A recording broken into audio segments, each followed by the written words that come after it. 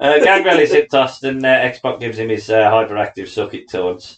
There's a big belly to back suit. Hyperactive suck. Well, he does though. He does it like really. He proper does it. He wants someone to suck it.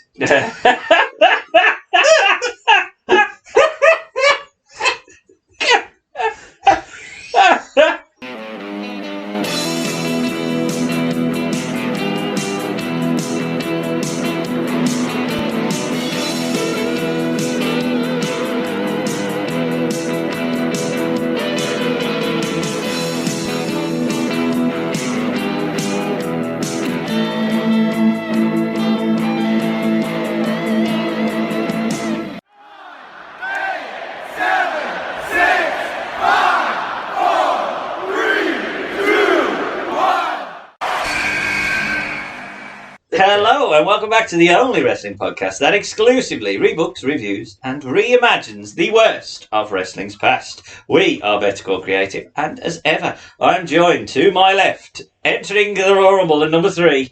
It's Golga. Oh, Golga. Golga. It's Jack Chance. Hello. And entering the Royal Rumble at number 6, 7, it's Tiger Ali. Oh, you bastard. Tiger was number 9. Was it number 9? Number 9. Make me Gilbert at Why least. not number 10? Which was the blue meaning. yeah. You want to be meaning? No. And I am your host, entering at number 10 then. I'll be Blue Meanie. It's Better Chance. And if that doesn't give you an idea of what we're reviewing today, it is 1999, the greatest time to be a wrestling fan. It's Attitude Era Royal Rumble. But when you look back on it, you think, this is shit. Have you It's enjoyed... right though, come on. Oh, it's rotten. It is. It's like a rotten I mean, Rumble. look back at our higher power podcast. Oh, God, it's Although awful. you've got Taker on the phone and then descending. Yeah. Have you enjoyed this show? Yeah, it was easy to watch. Oh, it's a very easy one. Yeah, to get through, like. Yeah, we'll get through it. It happened, though, on January 24th, 1999. And the UK number 1 was, confusingly, the police code for US. It was 911 with a little bit more. I remember that one. When your daddy's hand. Oh, it's Bee Gees. Gees. The cover it. It's no, it's had the Bee Gees and the original. It's No. was it Doctor Hook? Or Dr. Oh, Hook. Dr. Hook. Yeah. Dr. Hook with his Clear the patch. Rumble. What numbers he? Did he play March? He attacked March. The US went with Brandy and Have You Ever? I don't know. Brandy. Yeah, Brandy. Yeah, but what? No, no. We It was don't that know. girl or whatever it was. Yeah. That boy is mine. That boy Jerry is mine, Springer. yeah. Jerry Springer's throat. The Aussies went with Cher and Believe. Oh, Still? Yeah. But the Canadians won it. It was the Bare Naked Ladies and It's All Been Done. Oh, I like that. Yeah, good song. You would know It's All Been Done. It's all been done. You would have heard. Possibly. I am Canadian now, so... Oh, are they? I never knew that. Say what of our own. What of our own. Bare Naked Ladies, of course. What of our own. Hey. Topping the box office was Practical Magic, and did you know that What the fuck's Practical Magic? I've said that for Sarah because Sarah's favourite film ever is Practical Magic. It's a Your wife has weird taste in film. What's it about? it's about 2 witches. I think it's something to do with witches. I've never really seen it. Your wife a witch? Well, yeah, maybe though. Stay tuned to a later podcast to find out. The first ever episode of Power Rangers Lost in Space aired this week. Was any of the originals still in? No, obviously they kept moving it, but I think In Space was the one where they was going to end it, like at the season finale. No, they was going to end it because there was like a big fight at the end and something like that. It's sort of the end of the good series, because you had that, you had Lost Galaxy beforehand, and you know, sort of like. Is this by this point? Is you still had Balkan Skull? Yeah, the Red Rangers, They led the Tiger fight. Ali Singh, the Blue Rangers, Blue Yeah. Meanie.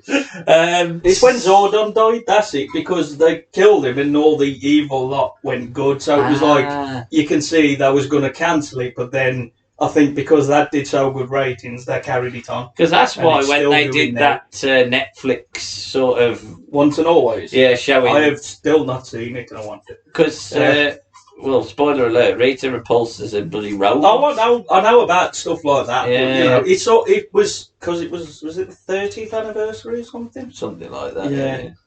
Makes you feel old. 7 days later, my favourite video game of all time was released, Silent Hill. Yeah. And 1 day Was that the one with Sunderland or Middlesbrough in it? Sunderland.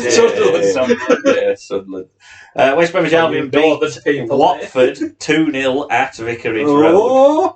Whilst Liverpool had the chance. That year, though. Did they? Yeah, well, they won the Liverpool playoffs. had the chance to stop something remarkable happening, which was Manchester United's treble. He was winning 1-0. I remember watching that game again and noise. And they lost 2-1. York and Solskjaer scored 2 goals in the fourth round, was it? Yeah, it was the fourth round of the cup. We was already out. I think we lost to Bournemouth, I think. Was it Bournemouth? We ain't bothered. Yeah. Sounds like Albion. Yeah. Bloody old shot. Who gives a shit? But anyway, before we reach the Royal Rumble, though, as was the style of the time, we thought we would check out Sunday Night Heat, which led into the show. And obviously, at that point, Sunday Night Heat had a lot going on. There used to be quite a bit going on. I'm not quite sure about... It wasn't just a panel. Yeah.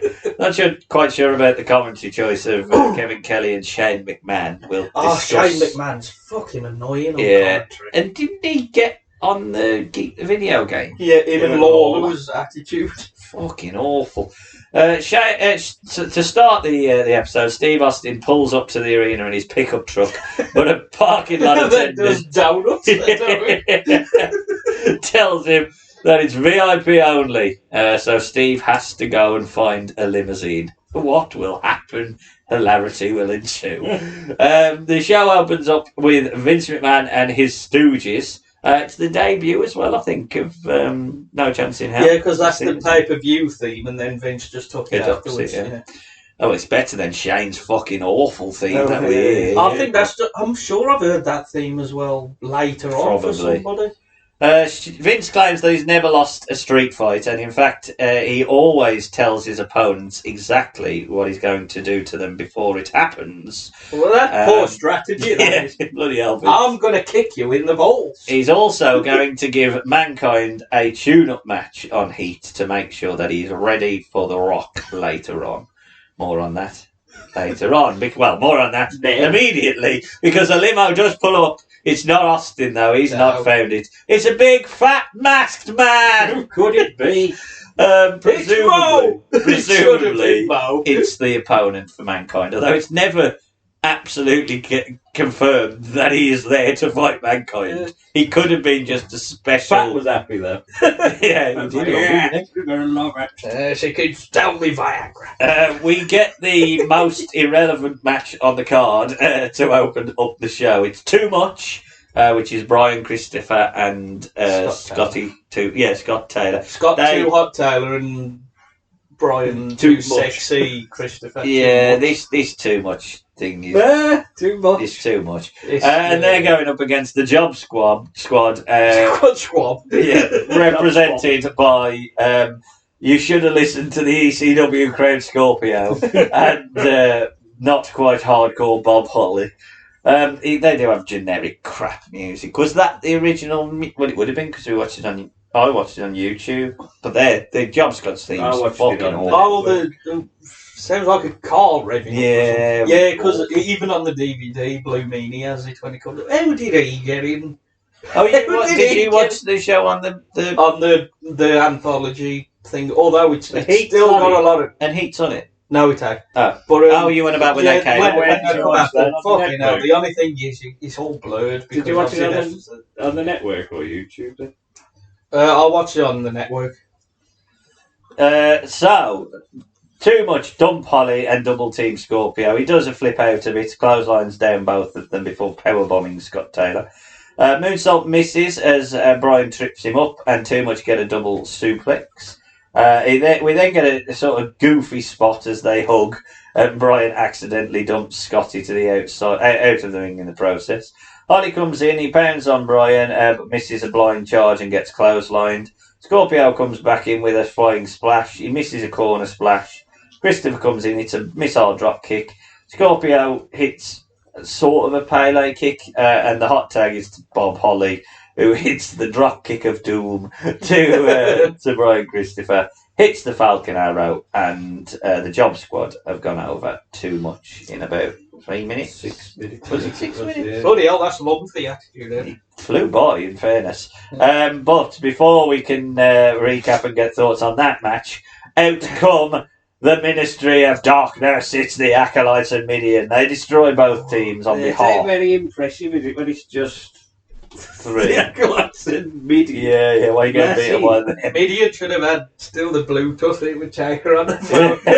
I'm doing it! Why are you only speaking to me? Undertaker joins us for a promo. He basically says he's going to choose his next victim tonight. Which has a story behind. And yeah, that's basically it, isn't it? There's nothing else. Yeah. Thoughts on that as an opening heat match? Did that make you ready for a night of action? No, I mean, it was pointless. It was a pointless match, and I thought it was too long, and it was only 6 minutes. I got very bored. Like, pretty much about 2 minutes in, I thought, oh, can we just end this? Because I'm bored. And I don't even think they should win. I know them going to win because they're the stars, if you will. Well, I hate the too joke. much of a better team than them. Yeah, there's more money in it. They must have known at that point, at some point, they're splitting up Bob Holly and Scorpio. Yeah, well, Like, you ain't good with it. Yeah. Well, I don't know what happens to Scorpio, because when the Job Squad eventually implodes, like, by February... Well, yeah, he don't make it to Mania, does he? Yeah, I think he's probably gone. Because then you've got the feud with Hardcore and Elstone. Well, he can go Meanies back dressing to up as ECW then, because he spent a year off. So, he can fight with, what's the name? He'd already done his Hack. team with Terry. Terry. He come back after a week. Yeah, it was pretty pointless. It was what it was. It was a heat match, you know. Yeah. They have really given up on heat at this You're point. going to hang your hat on it, isn't it? Yeah. In the back, Mankind is interviewed from ringside by Shane McMahon, and he screams the word "I quit," which I hope and pray no one was recording. Yeah. But Shane McMahon does prophetically say, "Thank you very much." Mick. Why did Mick do? Yeah, recording, Mick. I should have got that. That would have been brilliant if he'd have done that. Are you recording me? That'd be brilliant. Come on, Mick, mate. Amazing. You should know better, mate. We get a recap of Feud of the Year, Sable and Luna. Luna's looked up to Sable as a role model, you see, despite being in the business for a decade more than Sable. We blessed with a promo from Sable, which is fucking turd. Awful. Before Luna comes out and attacks, she sort of really nearly rips off her top and sort of hits her. Yeah, hits her with a fairly rudimentary backbreaker, which is enough to cripple. It's the bit where, beyond the mat when he goes to the WF, because they're recorded backstage at the Rumble, don't they?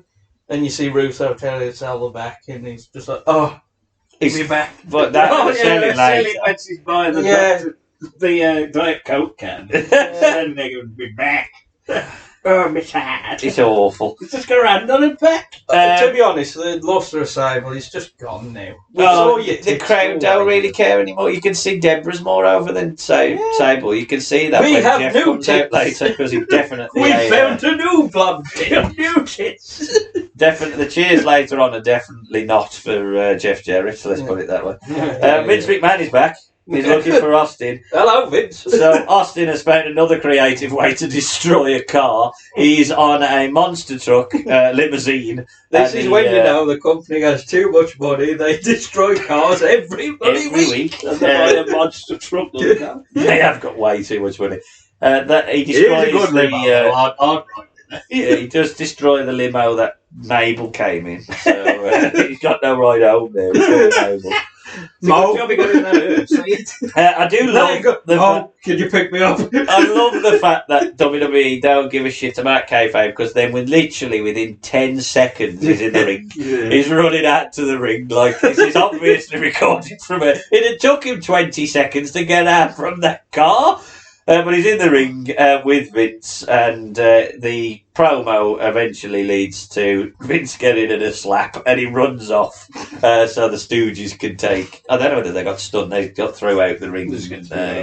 Well, that's what you got to do in the Rumble. You can't just kick him out the ring or do your fish. You got to throw him over the top.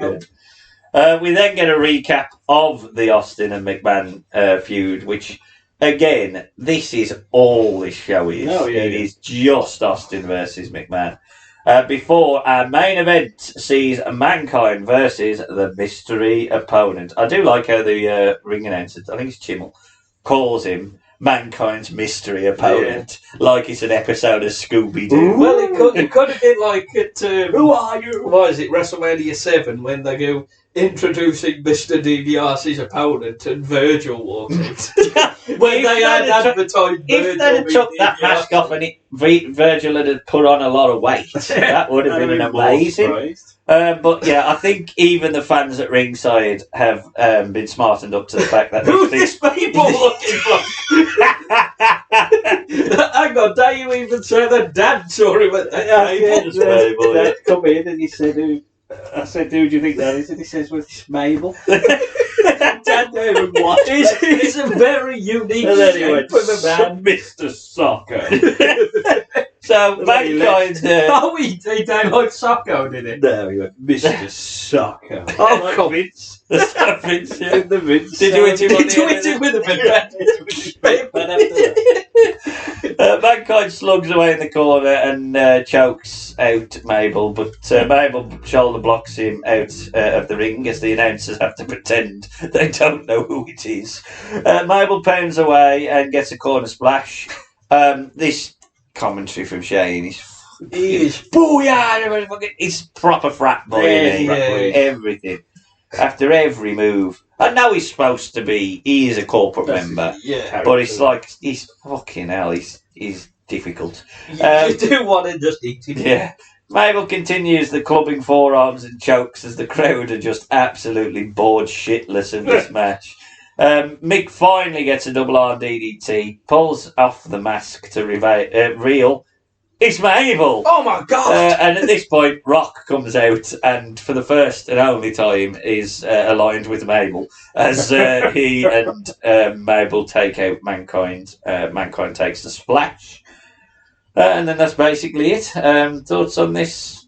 Well, they eat for heat. No. Oh, yes. Yeah. I want to end that way. Yeah. But we'll review the match. It's my favourite bit. But it's pointless, really. I don't know why. It's just a vehicle to show why Mabel is here in the Rumble for the people in the arena.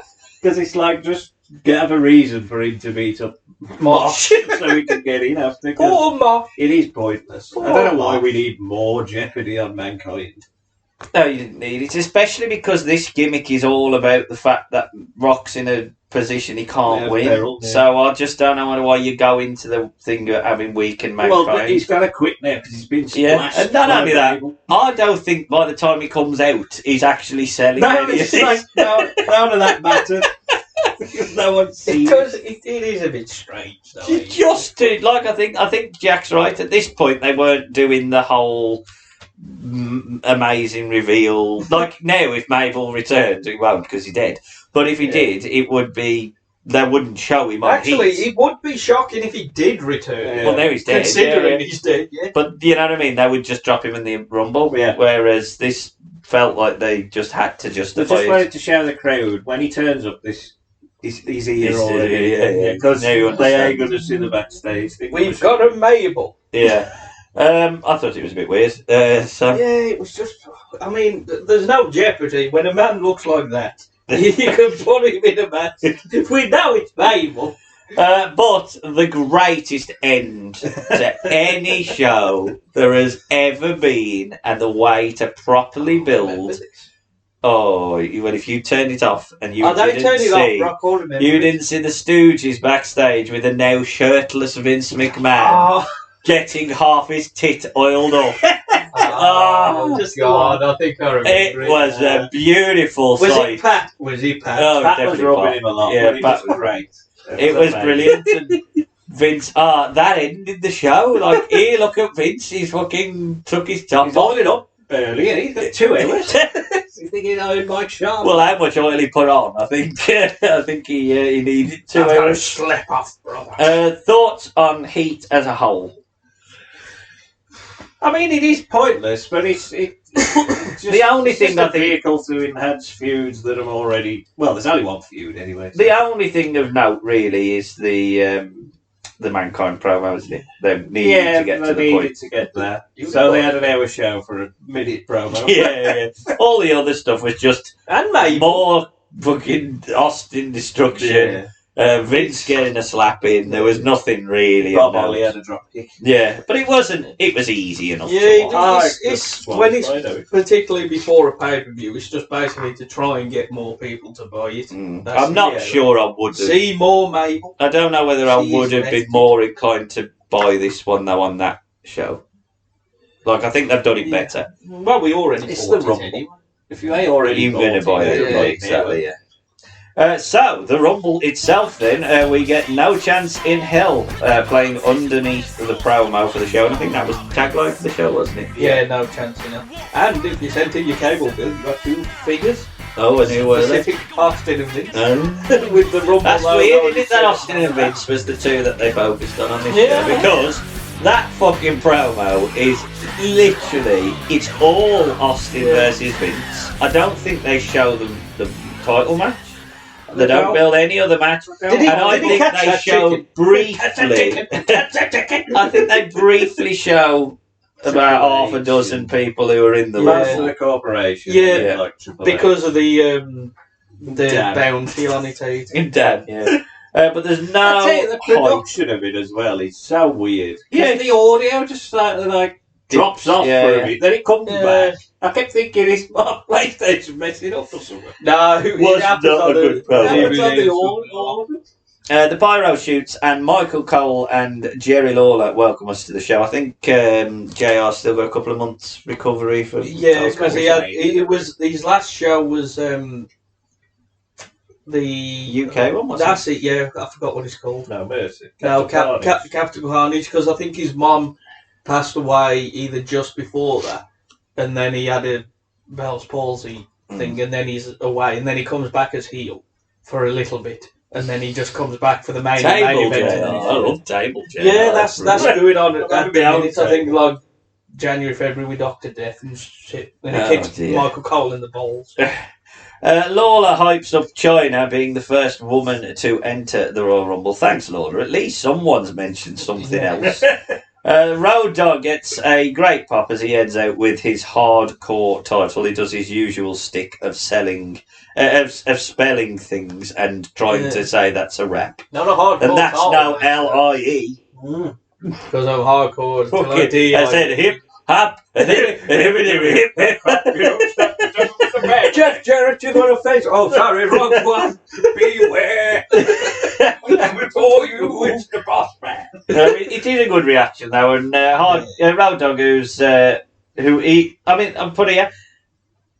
He enters first as hardcore champion. I was really annoyed, as you know. I don't like that, but then it's not even a hardcore match, all for the hardcore title. Just a match. What a waste of time! And then here comes 1999's most valuable bastard. Yeah, Big Boss Man. Big Boss Man is challenging.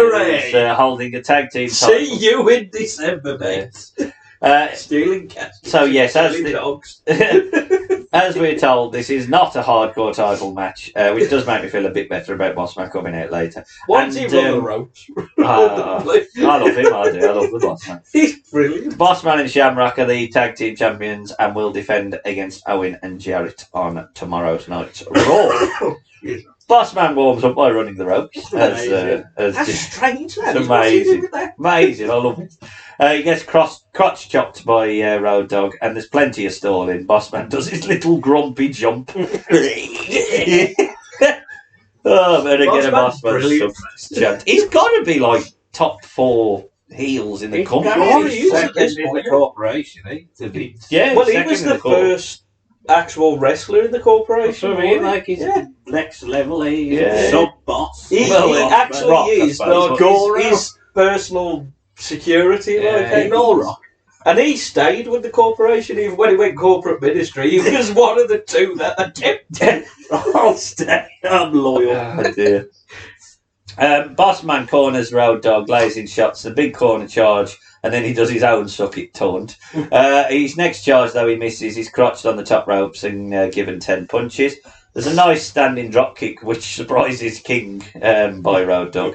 Road Dogg then trips Bossman behind the ref's back and sends him balls first into the ring post. Bossman then manages to change momentum with a back elbow and we spill outside. Bossman spits at Road Dogg in the corner, the dirty beggar. And Road Dogg... I like that, Bossman. Road Dogg wills a comeback, but gets a thumb to the eye and a big boot. There's a big Irish whip and a bear hug, and King promises tonight will be a classic of all time. What does that mean? I don't even know what it means. It's really bad English, and it won't be. A classic of all time. A classic of all time. The dog lives up to his name by biting his way out of a bear hug, and then Bossman heads over to the corner to loosen the turnbuckle pad. Bossman hits a bulky-looking spine buster, and then Road Dogg rallies with a right hand, but Bossman recovers and asks Lawler to tell him who the man is! Tell him who the man is!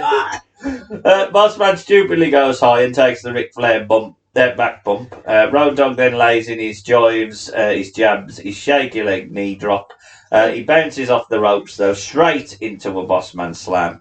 And the hardcore champion has been beaten by the Bossman, who wins the opener. Jack, thoughts on the match?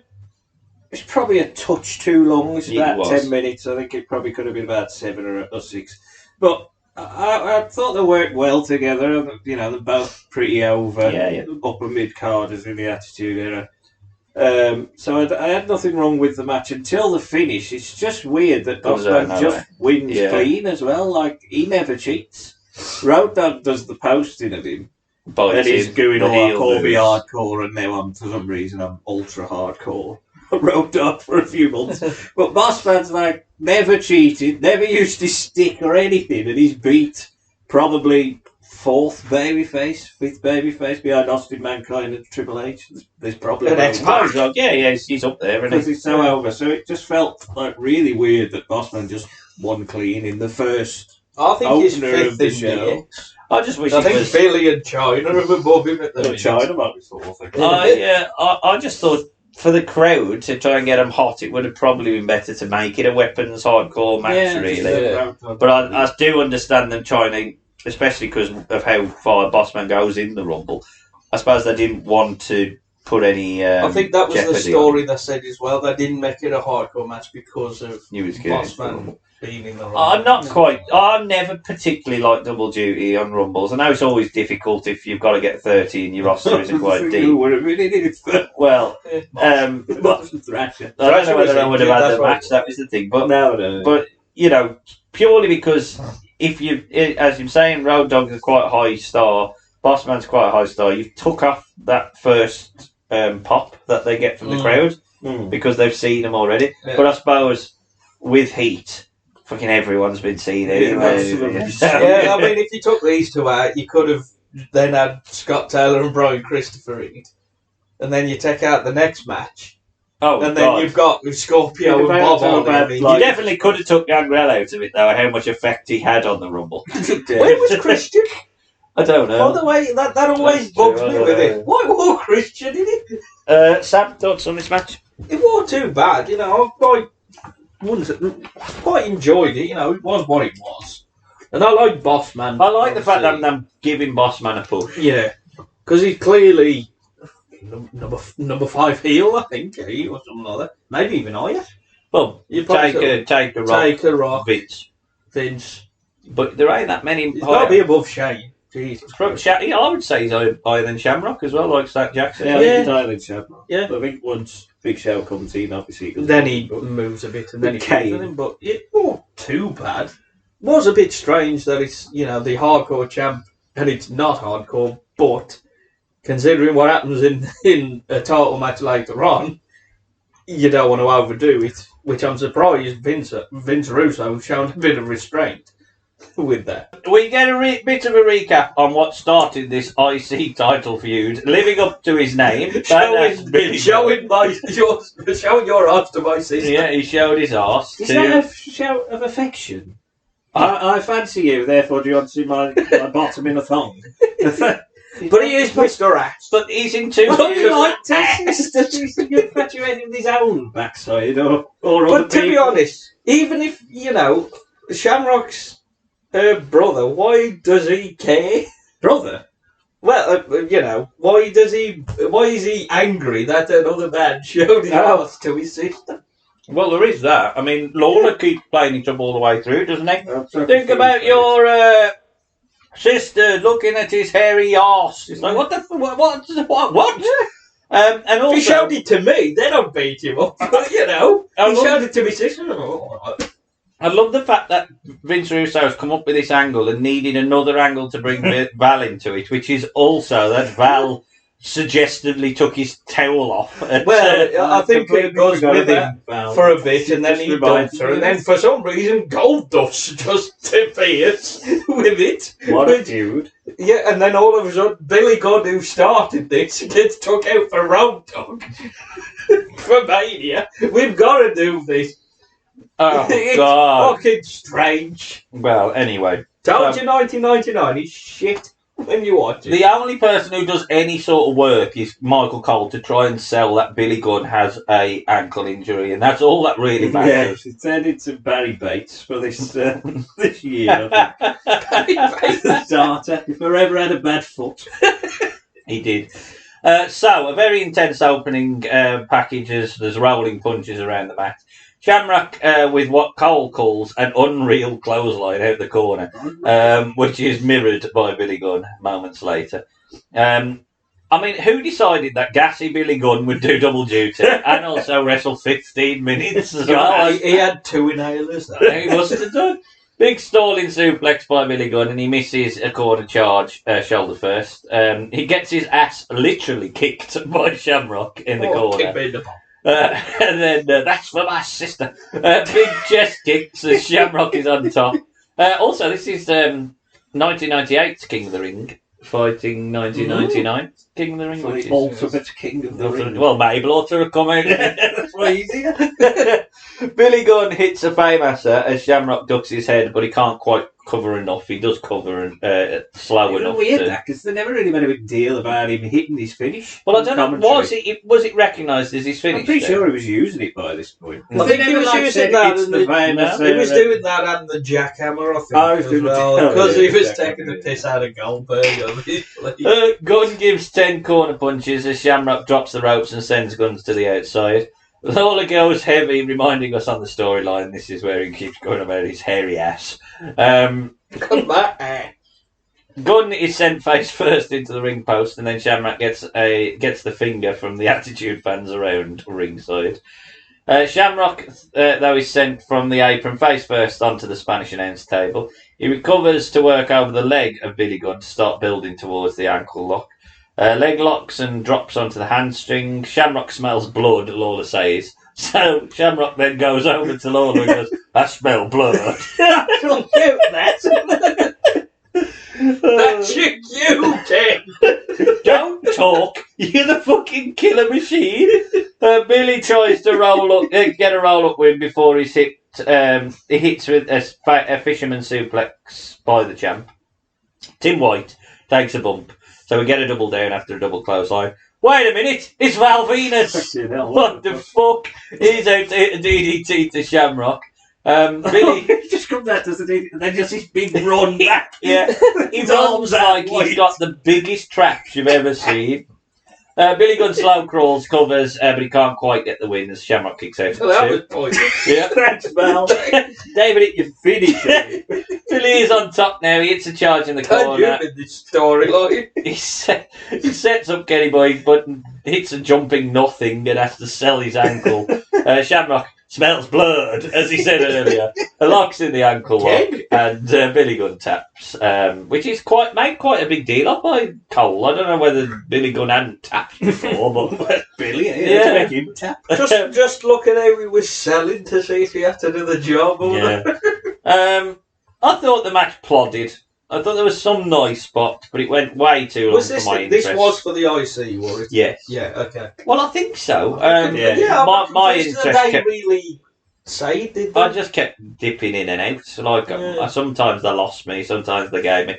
I like Ken Shamrock, but at this point, he's a bit old at, and he isn't bringing anything new. And because his character is pretty much the same as his face character, just heel. Get them green pants on. And now he's got a sister. Who he's actually seeing. Yeah. I thought it was okay. And his son is called Brian Shamrock. Is he? Yeah. That's so amazing, there's a lot of weird shit going on. Oh, Vince. I thought, it wasn't terrible. I don't particularly mind it. I think Ken Shamrock's a good enough Intercontinental Champion at this point. Val Venus is included and is brilliant and confusing. But yeah, there you have it. Sam? I think the match was okay, but as you say, it's one of them where you kind of get invested for a little bit, but then you drift away after a while. It's not one of them that keeps your attention until Val Venus appears. It's like, hang on a minute, what's going on here? Here's Val. Who pressed triangle on the thing to have a run in? And then Val Venus should have had a barrel. You run down.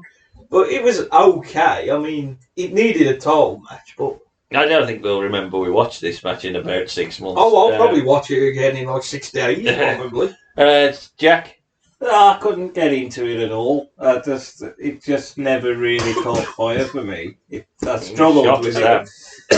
It was too long. I know why it's long, because it's 2 stars and they ain't a lot of stars. They've got stars at the top of the card, but on the card that isn't Rumble, they needed DX Corporation and, well, not Ministry, but they needed them on it. So I understand why the match exists, but it's like 14 minutes and it should be about 8 or 7. Yeah, it's way too long. It's too long, it's too ploddy. It dies a death for me halfway through. But then Val appears and confuses the hell out of me. Because I don't know. Why is he... I don't know. Why is he trying to help Billy? Because he showed his penis. Why don't we just go out and distract Ken by going up to Ryan, wherever her is, and then Ken wins anyway, so you're completely pointless. We got gold dust to go. 2 heels winning back to back. I think it deflates the crowd a little bit that, the babyfaces ain't got over yet. No, we desperately need a babyface win, so here we go. Before that, though, Shane McMahon building up Vince, who basically is telling us Austin is his tonight. Carl reminds fans who might not have missed it that earlier on Heat, Vince slapped Austin in the face. Gangrel's awesome theme now plays as he heads to ringside. He's also probably the most smiley vampire I've ever seen. He never stops smiling. I think it's because he got paid twice. That's why he's got a job. Yeah, because of the brilliant. He is amazing. I love the fact that he wants to challenge for the European title. It's so weird, like character-wise. Why do you want the European? Because he's from Transylvania, which is in Europe, which is brilliant. Absolutely, he never says that. Now, Jerry Lawler is the only one who says that. I mean, Al Snow came from Transylvania when he was European champion. Amazing. The European title is being carried out by its champ, which is X-Pac. Eternal. European. Even D-Lo, I think. That was it. Did he ever win the IC title? X-Pac? No. I always thought that. He never did. He never actually No, because you'd have thought he he was it was Mr. No Mercy. I know, No Mercy. But he's one of them. You'd thought, okay, drop the European, you can move up. Because, I mean, he fought Rock for the world and Captain Also, as well, I like the fact that you've got Corporation versus DX. So that means that Corporate Gangrel, surely. That's so weak, because he should have come out with a tie. Is Gangrel heel? I don't think they joined the ministry. Because they ain't joined the ministry. Well, Edge is a babyface. I'm pretty sure Edge is a babyface. I think so. They hadn't joined the ministry yet. Because And they're only there for a week here, there's one. Yeah. Because you're Christian. Bloody Christian. You dad did. Yeah. Is that what he said to take her? That yeah, was your dad did. Sure. No, it's Paul Bear, isn't it? Gangrel fears Count Chocula. Sign reads in the crowd. Oh, was this the one where the fans was doing the sway with the theme? Okay. Gangrel is hip tossed and X-Pac gives him his hyperactive suck it taunts. There's a big belly to back suit. Hyperactive suck. Well, he does though. He does it like really. He proper does it. He wants someone to suck it.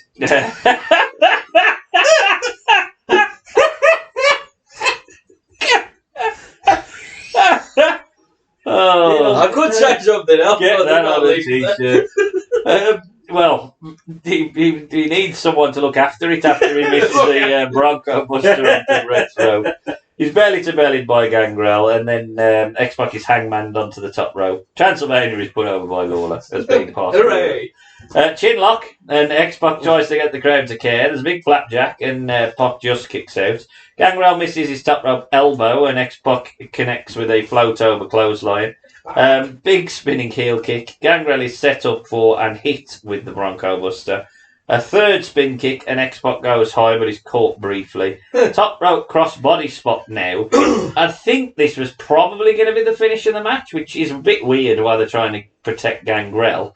But I think X-Pac was supposed to roll through. Oh, is this one that's when both men? God knows what the fuck's happening. Gangrel's head's down. Yeah. X-Pac is lying in a weird position. It's a very strange thing. And Teddy Long just counts 3, and that completely confuses the crowd. Who the fuck's won? Let's blame Teddy. Yeah, they just carry on. I mean, Lawler does do a decent job sort of suggesting maybe the first one was for Gangrel and the second 2 were for X-Pac. I suppose in a kayfabe sense that might make sense. Either way, anyway, all that don't make sense because if you give 1 for Gangrel and then 2 for X-Pac. Yeah, but it'd be 1 for Gangrel and then 1, 2.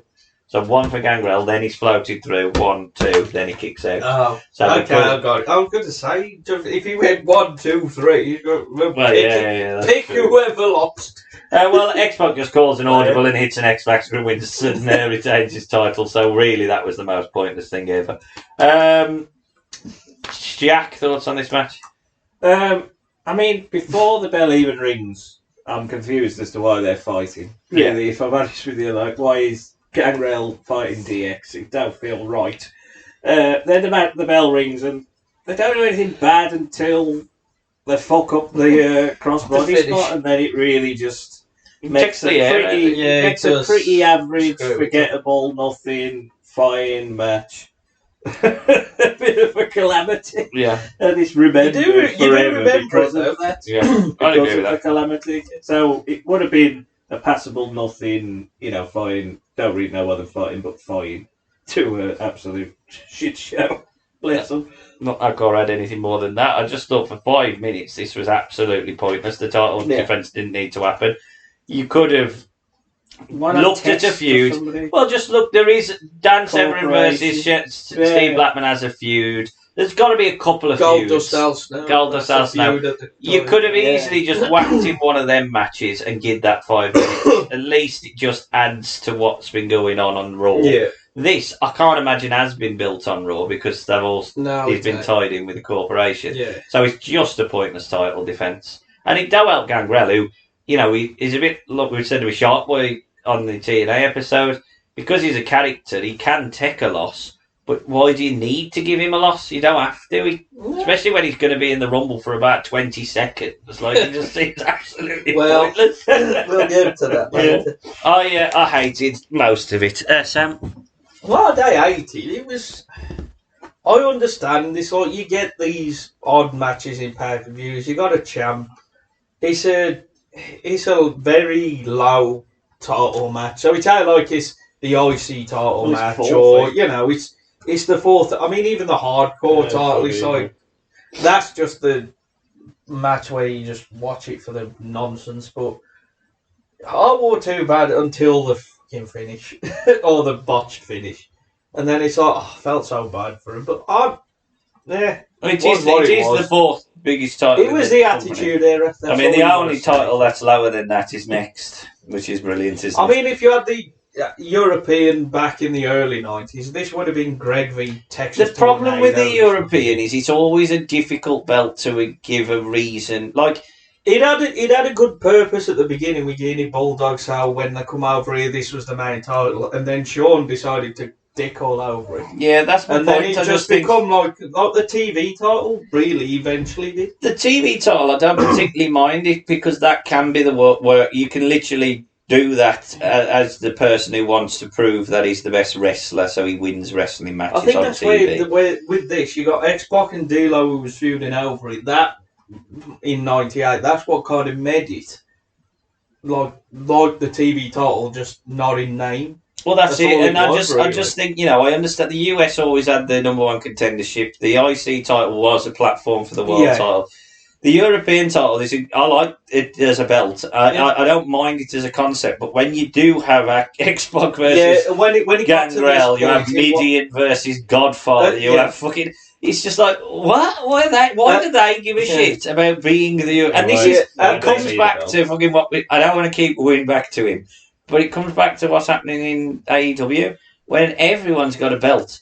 Why the fuck does it matter? Yeah. Like, why would anyone need to win this? Attitude era. You had too many belts. You had the light heavyweight, you had the hardcore, you had the European. When really, the light heavyweight's got a gimmick. It has got a gimmick. That's the thing. It's like the European lost its gimmick until Al Snow and Regal.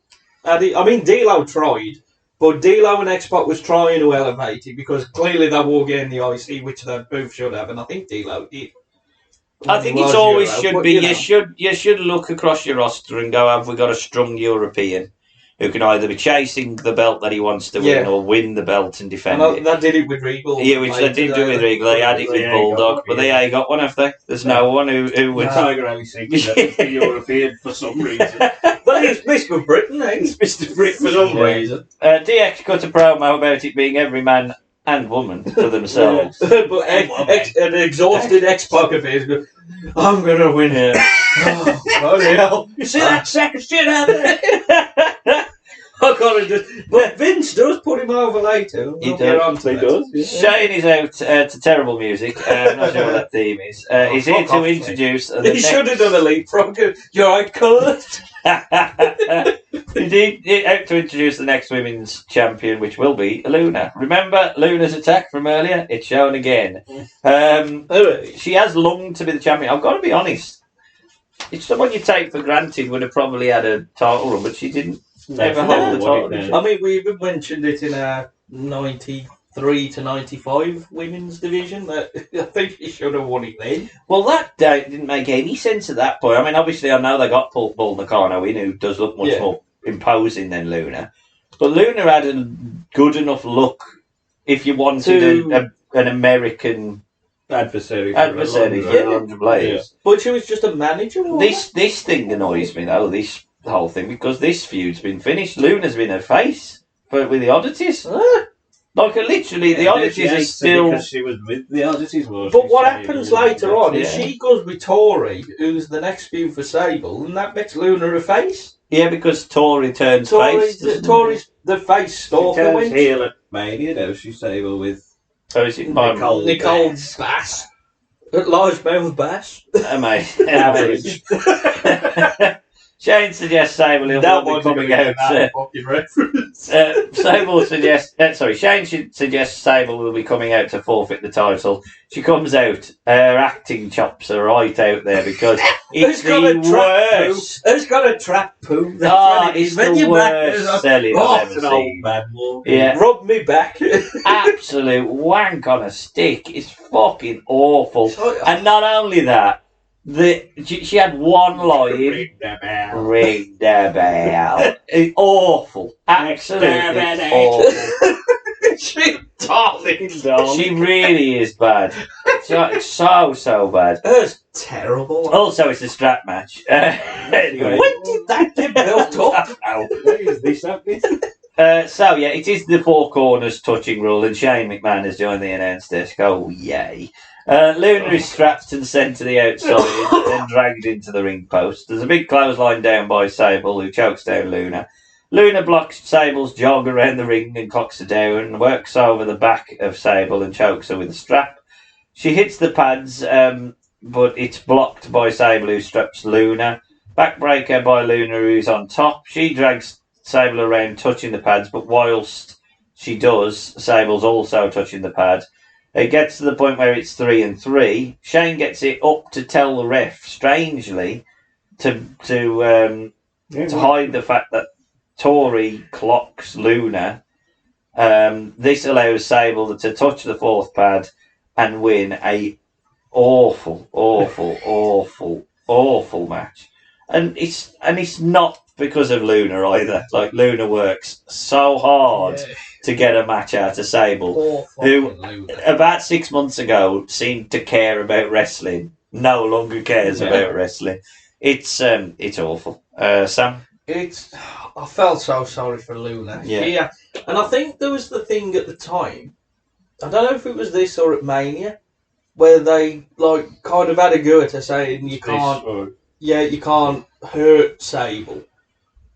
So we had all that pressure on her, and then everybody was congratulating Sable when I think it was only was it Owen and Foley who congratulated Luna for saying, you carried her all the way through this match. I mean, like I say, it's the only time where I can see this being the worst match of the night and MVP Luna. Because she works her absolute arse to get this standard of match. I felt so bad for her. Whenever I watch this, I just think, oh, God. Sable's got to be one of the worst just things you that are tits, that's it. And don't give her the belt. In terms of getting you over... You are tits. You don't speak. Progressive Sam. No, look. 1999. Sam, speaking now. You are tits. You were 12. You are tits. Yeah, I agree with you. As soon as you start to try, once you start to take her into the realm of wrestling, even at this point when women's wrestling was in the absolute doldrums, you've got to present some sort of legitimacy. You've got Jacqueline, you've got Luna. I think Ivory debuts soon, so at least you got a few that you can build around. Yeah, but the next ones that sort of take over that sort of spot, the Trish Stratuses and those sort of women. Even then, that's 4 years? Well, maybe, but I'm just saying, they get their... It's only one, isn't he? 19... It's there by... They're by 2000 now. Oh, that's true. But at the beginning, she was just by 01. Yeah, but even when she worked, you could tell she tried desperately to get it. Okay, I'll get Sable recognised that she had a following based on her looks, and then at that point said, "I'm no longer going to be asked about wrestling." Yeah. And WWE went, "Well, we're going to put the belt on you." Even now, have you wrestled? It's so stupid. If you like you say, just don't do it. But the problem is, I don't think there's enough what angles you can't keep doing lingerie battles because they don't have a deep enough roster for there to be any threat to Sable. Sable's fighting, the Lunas and those and Jacqueline and those sort of people. Terry. She's always going to stand out. Sable's probably the least deserving of the spot out of anyone that I can think of. Because she just didn't try. Yeah, she just didn't care. It really bugged me. Jack? I thought it was great. 5 stars. 5 stars, man. 5 stars, bro. Obviously, Luna carried her. She isn't a wrestler. She shouldn't be in the ring. She is just a character. She should just be like Sonny, where she's there. She's the character. She can... been arrested for 17 years. Well, none of that. You know what I mean? But, she shouldn't be in a wrestling match because she called wrestling. She don't want to wrestle, so why make her wrestle if she's still a valuable character in other ways? But all they've got is, we've got a woman's belt. Who's our most over woman? It's Sable. We'll give it her, but she don't wrestle. But we'll give it her anyway. And that devalues everybody else. And everyone else have to work around. So why the fuck do that? Give it Nicole Bass. Did she ever win it? No. Bossman tells Test and Shamrock that there's £100,000 on the line tonight. Thank you. For the first time tonight, the WWF title match is mentioned. It's happening next. The promo plays showing The Rock managing to get himself a title shot against Mankind. They do actually use shots of the King of the Death match with Terry Funk. the two. Which Yeah, is IWA. I'm surprised by that. This is the only footage that I can probably get, as opposed to WCW footage. I wish they'd have got the wrong bit and they showed Tiger Jeet. I wish they'd have shown Iceman. Or was he one of them luchas? Was he? Yeah. Well, he was great. He was my favourite. Foley has never quit before. That's what they're trying to get over. So there's going to be no corporate members at ringside. Doc interviews The Rock briefly backstage. He tells the Doc to shut his mouth and says... It's just random, eh? Oh, yeah. Doc's here, like, He did. He had done it for like a couple of years. Yeah. Basically just to get Rock some airtime, eh? Yeah. He's no Rudy Poo. Anyway, there you go. What's a Rudy Poo? Yeah. As opposed to a regular poo? He guarantees win tonight, dropping every one of his catchphrases in order. The Rock is out first. We see heat from earlier where Mabel squashed Mankind. Mankind comes out and ignores that he was squashed from earlier because he's absolutely fine. They get into it. He won't be by the end of this. Yeah, exactly. His family's at the ringside, which will be more and more important as the night moves forward. Yeah. Mankind rushes knees to the head of Rock. We can't hear the microphone early on, which is... I love that. Don't you turn this on! Bulldog by Mankind, who asks Rock to tell him he quits. Rock tells him to kiss his ass. Mankind uses the microphone to the head of the Rock, and Rock tells him that he's a fat ass now. He likes the ass, don't he, Rock? It's like Mr. Ass.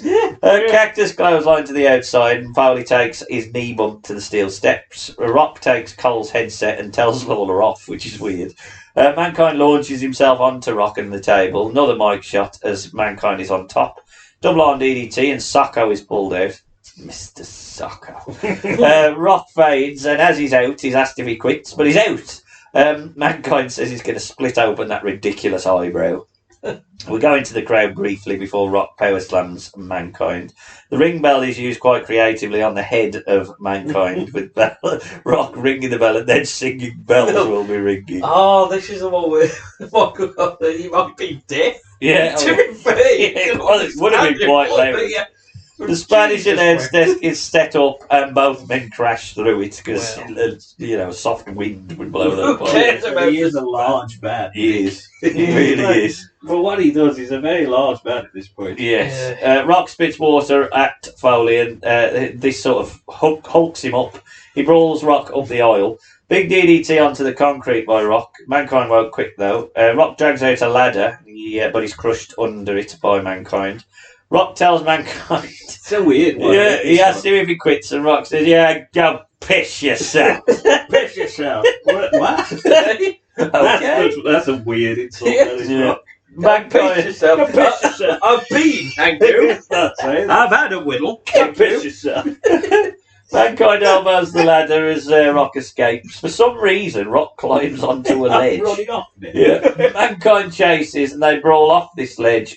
Foley falls, jumps onto an electric circuit board. But it is done really well because the sparks and then the lights immediately go out, which is good. The spotlight as well. Yeah. The spotlight's the only thing that remains. Very, very good spot. Shane is out. He starts to appeal to the Rock that they need to get a doctor for Mankind. But he's not going to allow it. He's going to make Mankind quit. Mankind is sent headfirst viciously into the guardrails as fans just try desperately to get their signs on camera and end up just throwing them in the aisle. On the floor. The side of the tire. No. Rock handcuffs Mankind. His face planted in the corner, but Mankind manages to low blow the Rock and knees him in the balls. A chair is grabbed and the corporate elbow is hit to the skull of Mankind. So, there's massive chair shots from here on out. So there's two before Mankind tells Rock he's going to have to kill him to make him quit.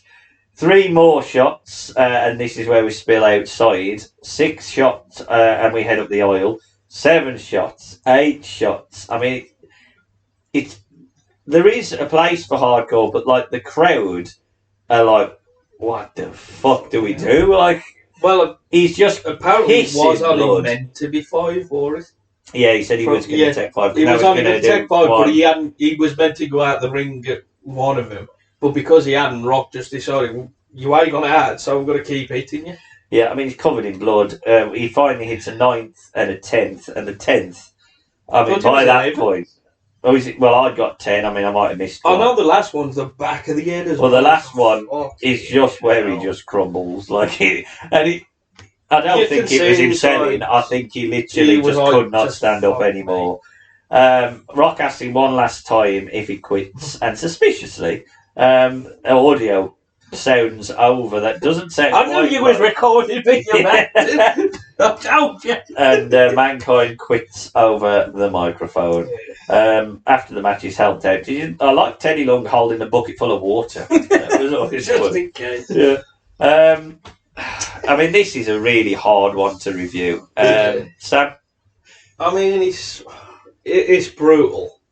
It's one of them where you watch it because of what it means, but you also core watch it because you know what it means. Oh, well, I mean, it would be on the mat as well when you see it, and you see the fucking gash in his, and after when he flicks his hair back, and it's just all fucking blood. It's like, all blood. Fuck me, man, you fair. Oh, Jesus Christ. I think it's arguably Mick Foley's most hardcore match ever. With everything else he's done, it's always felt safe.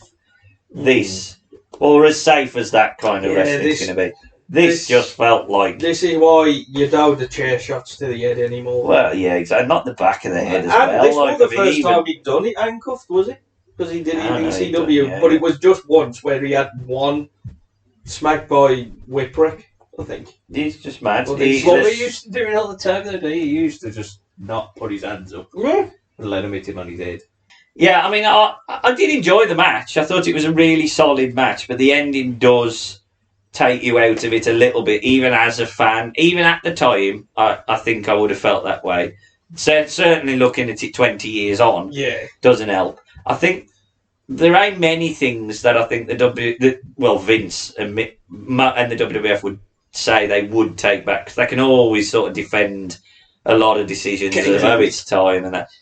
I think they would take this back. And I reckon they would have took it back when it happened. Yeah.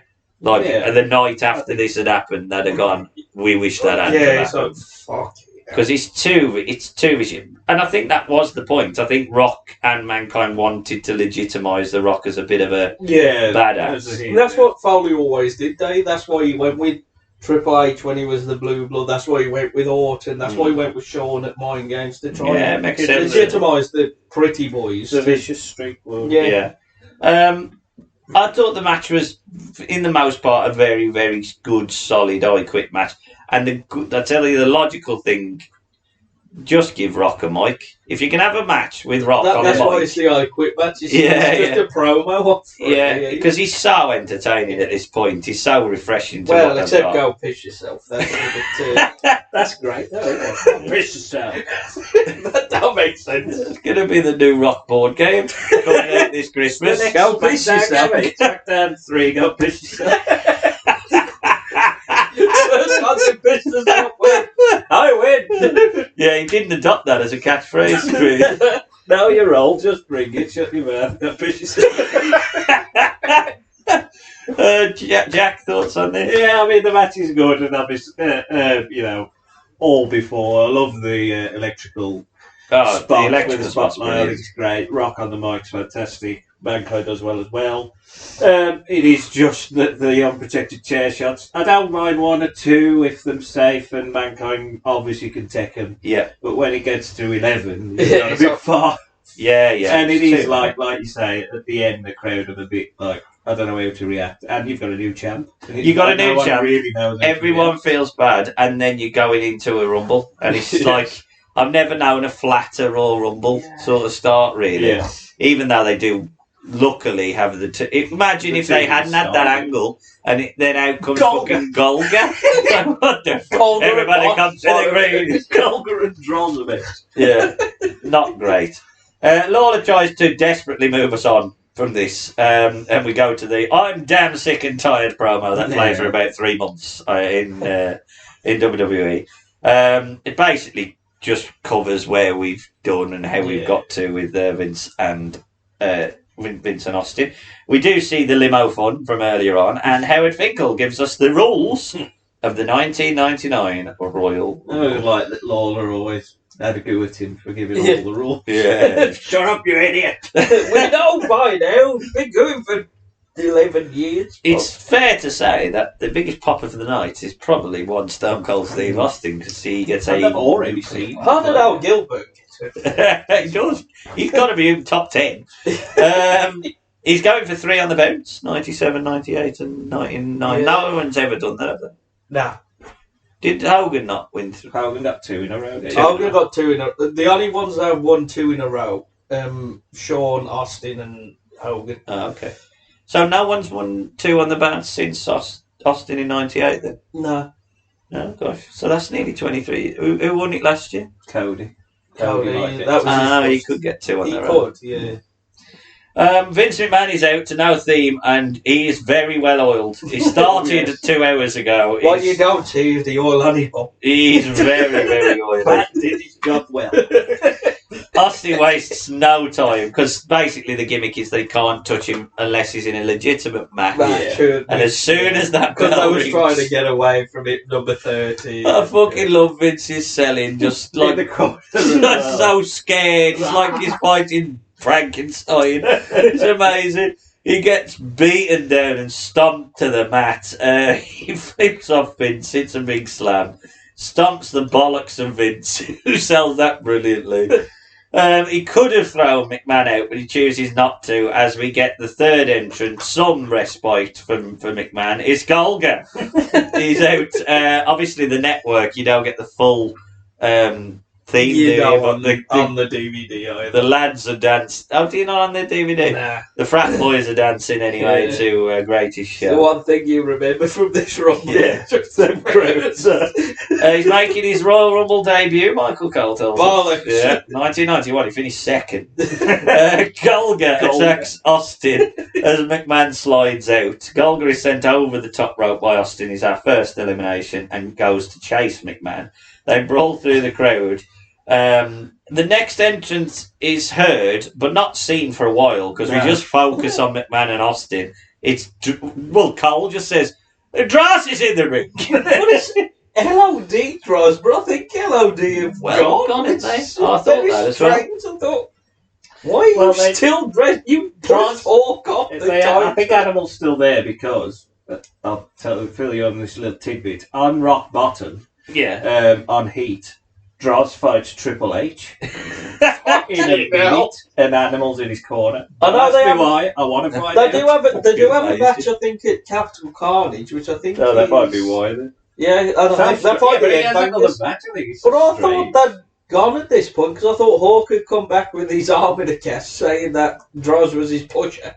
In many. He was the drug. He was the one who was getting pusher. He was the one that. Yeah, he was the one that made me, drug. But what a terrible storyline. We've got to do it in full. It sounds awful. So we just follow the backstage stuff, basically. We head into the ladies and the corporation have laid a trap to take out Austin. Banging around in the women's box. Yeah.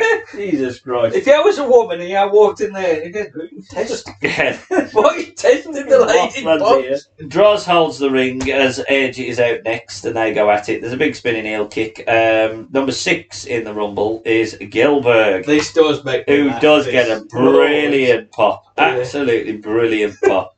Who will be his first? Which is a brilliant tagline. You can't be next, but you can be first. Yes. Edge dumps him out anyway. It is funny, Edge's reaction. Pushes him out. What the fuck? And then he still does his thing. Yeah, he's amazing. Oh, he makes me laugh. So good.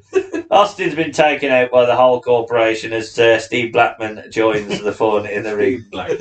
I could understand why he wouldn't do it in the men's box because if they picked everywhere. I ain't lying in that.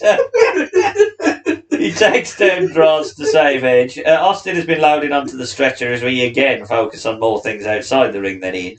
The crowd are dying for some star power, so out next is Dan the Beast Severin. Which we have seen. Yes. Dan and Blackman square off because them two are in a little... Did Blackman appear? Yeah, he came out before. 7. Oh, did it? Oh, okay. Yeah. 7? Yeah. Dan takes down Blackman. Austin is carted out on an ambulance, and then next out is Tiger, Ali, Singh, pushing the star power down, which is amazing. Nothing happens as we focus on elsewhere until the next entrant is the Blue Meanie. Jesus Christ, this roster is bursting with nobody. I think you can tell at this point this is somebody is going to come out and eliminate a lot. Well, what I loved about it is that, as I was saying about star power, the biggest star power is number 11 when no one appears. That's more over than could have been Mosh. Yeah, number 11 was supposed to be Mosh, but he's been laid out backstage by Mabel, who's entering. Who's that mystery man? Dan and Blackman are dumped out by Mabel, and then Tiger Ali Singh follows. Road Dogg is out as Mabel throws out Meanie and Droz, so he's on a 5 elimination. Something like that. 3, yeah, 5. Amazing. Road Dogg manages to knock out Edge, and he's left to face Mabel, but just as they're about to square off, the lights go out, the Ministry are out, they take out Mabel, Taker is out. Taker out to his old thing? I don't think they've got the Ministry at that point. They haven't got the Ministry, but I know we'd had the sort of Ministry theme. The Hotel Inn. Yeah, they hadn't had that. Because he had these at SummerSlam '98 when he fought Austin. He had the like, but here he comes out to like his '96 theme, which is very should have come out to the sad theme. Yeah, the lights go. He basically Taker walks out. He asks Mabel if he accepts him as his lord. The Lord You're in my group, so I'm not getting injured by you again. Yeah, Mabel shakes his head, so there's more brawling. The obviously greatest spot is when Farouk falls on his arm. Yeah, Farouk. I'm sure even Paul Bearu's in there. It's amazing. Why don't they go after Road Dogg? I don't know.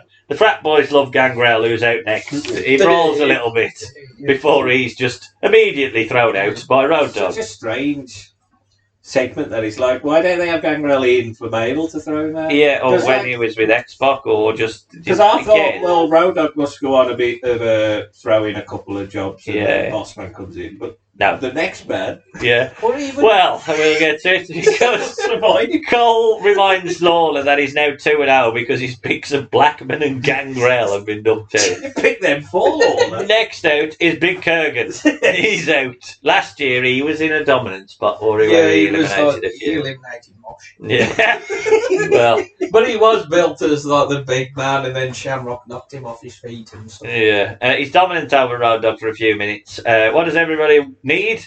Else no, apparently. He's out next. He tries to eliminate Kurgan, so Road Dogg just pushes him to the floor. Else no again. Somebody. Yeah, no. He's like, who's road agent in this fucking rumble? It's fucking awful. Russo. Goldust is out Who's feuding with Al Snow? Oh, was he? At the time, because he stole head and painted him like him, so it's like, why don't you do something there? Big DDT to Kurgan, who loses his hat. Finally, the crowd pop because the Godfather is out. The hose train. He brings the hose with him, hits the hose train to Goldust. As the lights go out, it's not the Ministry because you're not going to make Godfather join the Ministry. It's Kane who heads out next. He goes wild. He cleans out all 4 men. So Road Dogg, Kurgan, Godfather, and Goldust are all eliminated by Kane before the White Coats come out because he's just recently turned face on the turning against the corporation. He's still technically with it by Mania because China to. He's still in it because he's in the promo when they're building up the Rumble of the corporation, and he's in the corporate Rumble. I think Vincent said he's got the people. Yeah, if he don't do what he says, then he gets the White He's like babyface. Yeah, he's sort of trying to turn. Yeah, why did Kayfabe boys? Why did he send out the White Coats when he wanted to eliminate Austin? Yeah. Well, that is a very. If anything, he's probably the one that's going to more likely do it. I hate the White Coat. I just don't think they had any idea how to get him out of the Rumble. Just have Austin eliminated. Yeah, or just go for him in. In a match. It would have been. Look, we see what the Final Four is. The Final Four would have been much better without Kane and Final Five because there's another one there. Well, yeah, Kurgan. Fucking awful. So Kane just eliminated himself anyway to chase off. So we've got another empty Rumble. We got reset again. Vince McMahon is back. Here comes Droz. It's almost like the first 18 didn't matter. Yeah, because number 19. It's almost as if 28 of these didn't matter.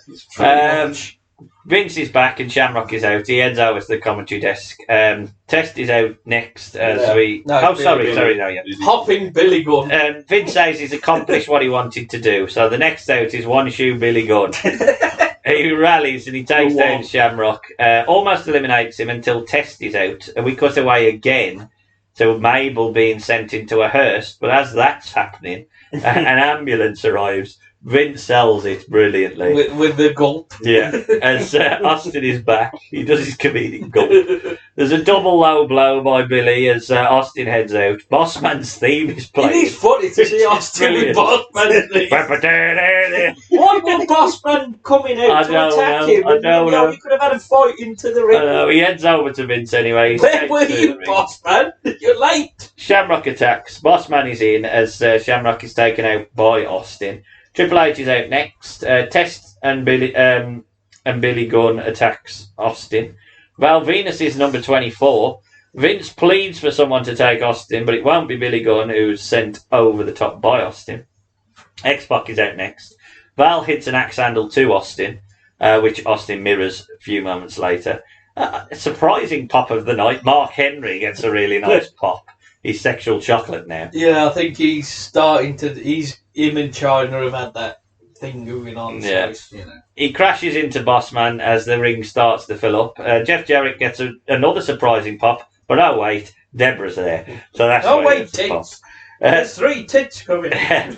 X-Pac takes down Triple H, which I think should have got more reaction than it did, because it's the first time they've had...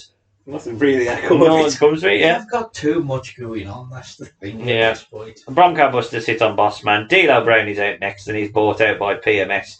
Jesus, there's a lot of storylines that are this is the whole miscarriage Yeah. bollocks. Test is thrown out by Austin. X-Pac follows from the Bossman. Bossman and Jeff double team Austin. Jeff takes a Luther's press and Triple H finishes off the job throwing out Jeff Jarrett. Owen Hart is out next. Austin drops out to throw water on McMahon. And then making history, number 30 in the Rumble is China. She does stay long enough to throw out Mark Henry, but not quite long enough as she gets a bit cocky, turns into a clothesline. Built all this up for one spot. Yeah, Austin eliminates it. Bossman, D'Lo, Owen, and Vince. Oh, sorry, no, I think I've jumped ahead there. Yeah, guys, I never Vince. So we're down to the final 6, which is pretty weak. Val Venus is first tossed out by Triple H, who follows after a stunner by Austin. So the final 5 in the Royal Rumble are Big Boss Man, Vince McMahon, Steve Austin, Owen Hart, and D'Lo Brown. This is strange. Amazing. Eventually, after a battle, Owen is sent out by Austin. Oh, D'Lo, final 4. Bossman hits his slide and uppercut. There's a big lowdown. Bossman throws D'Lo out after he taunts. Yeah. Austin then stuns Bossman and tosses out Bossman, which leaves the Rumble to finish with the number 1. It's not quite the 95 where they've both been there for ages, is it? Was Cody number 1 this year? No, it was number 30. Oh, he won into number 30. Walter was number 1. Because he broke the record for the longest, didn't he? Was that the first time that number 1 and number 30 ended the Rumble? No. But Taker was 30. Was Sean like late on as well? He was 23. Oh, was It's he? got to be number 1 and 30, isn't it? Hey? I don't think anyone that's ever finished the Royal Rumble. The last 2 were number 1 and 30. Number 1 and 2 had been done. Number 1 and 2 have been done a couple of times. You got number 29 and 30. That's Orton and Ray was 2. Ray was number 2 and Benoit, you had 1, 2 was Big Show number 30. Big Show was number 24. See, I think that's the first time that's happened. Yeah, I think it might be the first time number 1 and number 30. It is hard nowadays to create any sort of history in the Rumble, isn't it? Really? Well, when you look at the number, as the bare naked ladies. When you look at the number, that's won it the most now. It's number 30, which don't really add any jeopardy. It should be though, shouldn't it? That's it should be, but at the same time, it's sort of like, well, okay. Well, number 30 was later to win it than number 1, wasn't it? Yeah, number 1 was 95 and 04. And number 30's first one was 07, then 08. It's been a lot recent. Yeah, and then 2016, which was Triple H, and then 2022 and 2023, which was Brock and Cody. They were the last 2 to win it. So Austin is out. He tries to jump Vince, but Vince gets the advantage on the announce desk. We go into the crowd. Vince is cleaned out by Austin, who drags him inside. Vince hits a desperate low blow to survive briefly, but Austin stuns Vince, sets him up for a rope elbow, but Rock is out. He goads Austin, and from behind, making history, Vince McMahon manages to throw out Steve Austin and wins the Royal Rumble with one elimination. He's the only one to ever do it. Yeah. To win the Rumble by only eliminating one person. After the bell, there's more celebrations and beer drank all round. It goes on a little bit. Just go on a little bit. Overall thoughts on the Rumble, Jack? I mean, there are a lot of star power. There's like 3 or 4 in it. There are a lot of spots. A lot of it is pointless.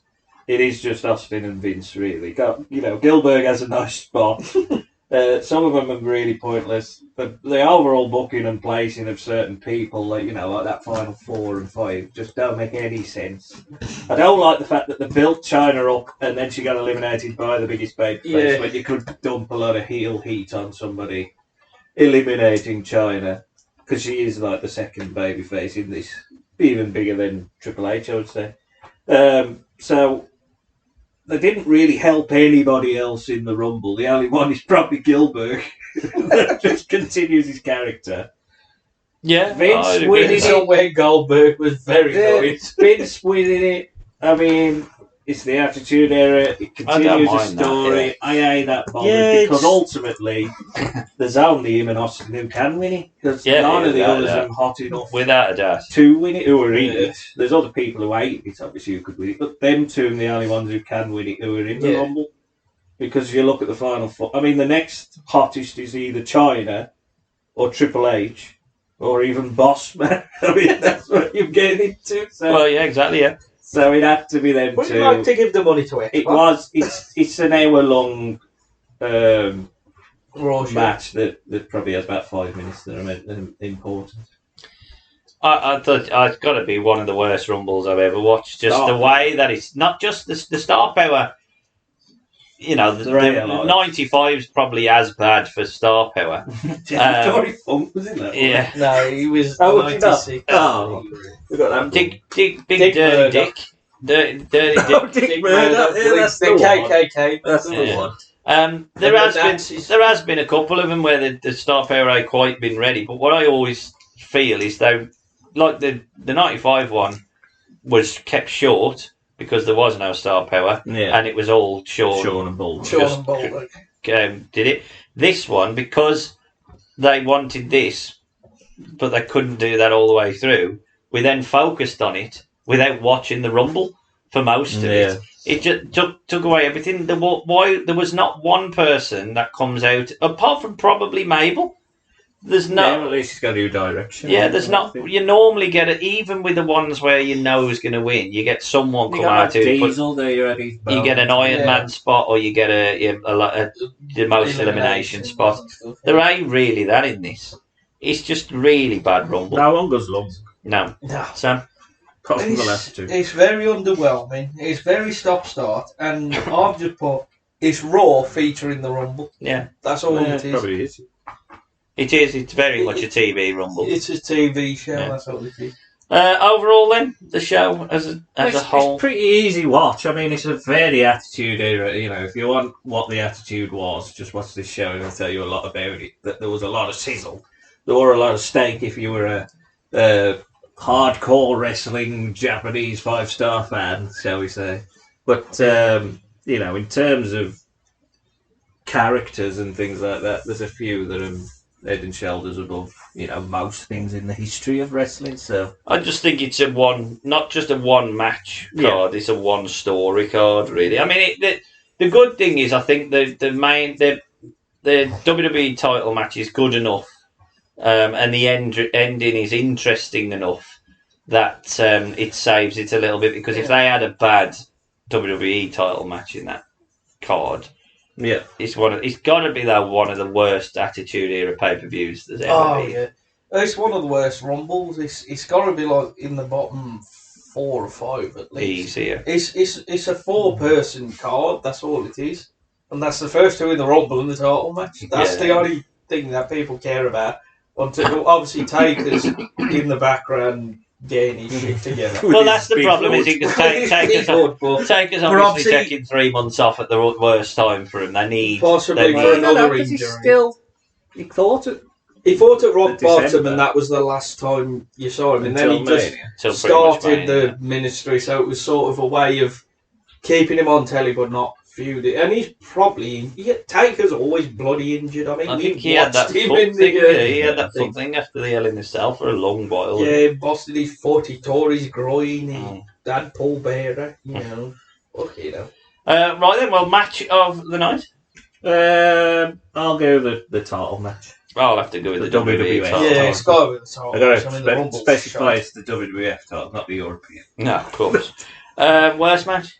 I'll have to put the woman's.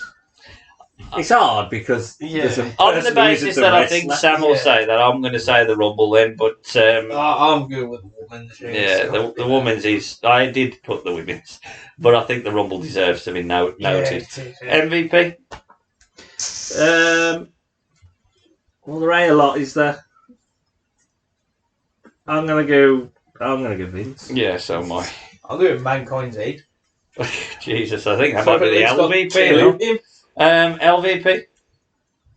See, there's a lot there because most of the roster is an LVP. Well, I've just put up the other 28 men in the Rumble. Russo.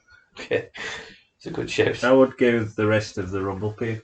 Yeah, because none of them come out. None of them. He could have even Kane. He had a 20-second sort of spell where he eliminated everyone and then got eliminated. He just buggered off. It's sort of like you could have possibly heard in the thing going, "Do we need the Rumble?" If they could have, they would have got rid of the Rumble because it was more of a hindrance for the story. I agree. So we now take the task of taking Royal Rumble 1999 and rebooking it better. Have you done eliminations? I've done eliminations to try and get some story in it. We'll save you. I've done the order, but as well as the elimination. I did this in the 2011 one as well. We'll save you then, Sam. I think I'll open with you, Jack, for your rebooking of Royal Rumble 1999. Right, I've not done Heat. No, sorry. No, but so the opener is the tag title match. It is New Age Outlaws going up against Bossman and Shamrock. And the New Age Outlaws are going to win the belts. After the match, Bossman and Shamrock are going to lay him out. Vince is a heel, so Vince is going to come out and make a hardcore title match between Big Bossman and Road Dogg right there and right then. And Big Bossman is going to beat Road Dogg for the hardcore title right there and right then. Okay. So get the tag on the tag and get the hardcore on the hardcore man, which is Big Bossman. Match number 3 is no IC title match. Europe. No. Well, he's already corporation, so he that's come out true. And make Yeah. Match number 3 is European title. It's X-Pac defended against Kane. Corporation Kane. Yeah. He's going to win by DQ. X-Pac. Kane's going to get himself DQ. They've got to put the belt on. More corporation, UK. You bastard. I'll put you back in the mental home or whatever it is.